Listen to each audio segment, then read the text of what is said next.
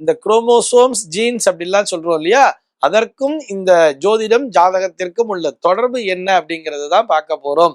நம்ம கடந்த சில வாரங்களாகவே இந்த ராகு கேத்துக்களை தான் பிரதானமா பார்த்துட்டு வரோம். அதுல போன வாரம் என்ன பார்த்தோம் சொல்லி பார்த்தோம்னா, இந்த ராகு கேத்துக்களுக்கும் இந்த மரபியல், அதாவது இந்த ஜெனட்டிக்ஸ்ன்னு சொல்றோம் இல்லையா, இதற்கும் என்ன தொடர்பு அப்படிங்கிறத பார்த்துட்டு வந்தோம். நமக்கு பார்த்தோம்னா நம்ம இதுல சாஸ்திர ரீதியாகவும் சொன்னோம், பிதாமக காரகன் மாதாமக காரகன்னா சொல்றா அப்பா வழி பரம்பரையில இருக்கக்கூடிய விஷயங்களை இந்த ராகு என்கின்ற கிரகமானது கடத்தி கொண்டு வந்து கொடுக்கும்.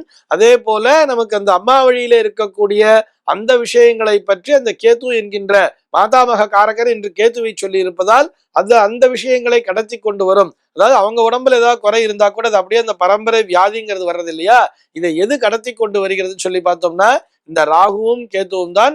அவை கிரகங்கள் எல்லாம் ஒரு வெட்டும் புள்ளிகள் அப்படிங்கிற விஷயங்கள்லாம் பார்த்திருக்கோம்.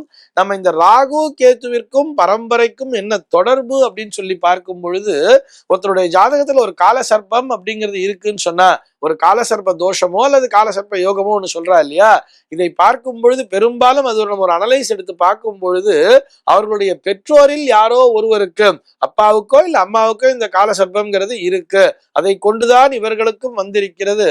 அதே மாதிரி பரம்பரையிலேயே இந்த காலசர்ப்பம் என்பது தொடர்ந்து கொண்டே இருக்கும். தாத்தாவுக்கு இருக்கும், அப்பாவுக்கு இருக்கும், அப்புறம் இந்த பையனுக்கும் வந்து சேர்ந்திருக்கும்.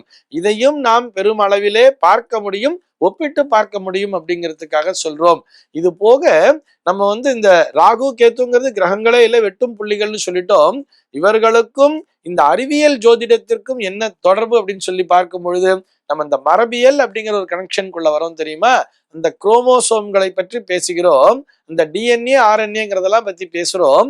அதனுடைய அமைப்பினை பார்க்கும் பொழுது, அதாவது நம்ம ஒரு மைக்ரோஸ்கோப்பிக்கல் வச்சு பார்க்கும் பொழுது 2 பாம்புகள் பின்னி கொண்டிருப்பது போல் தெரிகிறது அப்படிங்கிறதெல்லாம் போன வாரத்திலேயே பார்த்தோம்.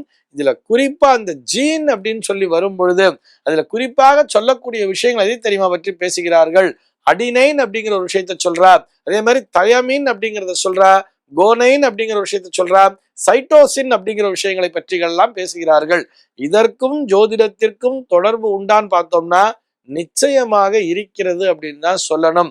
இந்த அடினைன் அப்படிங்கிற தன்மை, அதாவது அடினைன் அப்படின்னு சொல்றா இல்லையா, இது எதனை குடிக்கிறது இந்த உடம்பிலே, எதை தூண்டுகிறது அப்படின்னு சொல்லி பார்த்தோம்னா இந்த அடினைன் அப்படிங்கிற விஷயம்தான் தைரியத்தை தருகிறது, ஒரு வேகத்தை தருகிறது, சுறுசுறுப்பினை தருகிறது, வீரத்தினை தருகிறது அப்படின்லாம் சொல்றா.